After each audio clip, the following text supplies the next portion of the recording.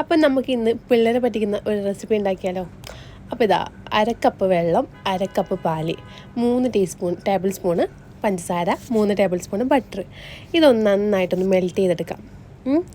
അതിന് ശേഷം മെൽറ്റായി വന്നതിന് ശേഷം ഇതിലേക്ക് 1 കപ്പ് മൈദപ്പൊടി ഇട്ട് കൊടുക്കാം നമുക്ക്. എന്നിട്ട് നന്നായിട്ടൊന്ന് ഈ സ്പാച്ചിൽ വെച്ച് നന്നായിട്ടൊന്ന് മിക്സ് ചെയ്തെടുക്കാം.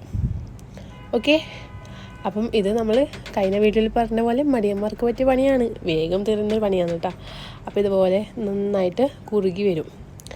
അപ്പം ഇത് നല്ലോണം കുറുകി വന്നിട്ട് പാനിന് വിട്ട് വരുന്ന പരിവാകുമ്പോൾ നമുക്കിത് ചെറിയ ബോൾസ് ആക്കിയിട്ട് ഉരുട്ടിയെടുക്കാം.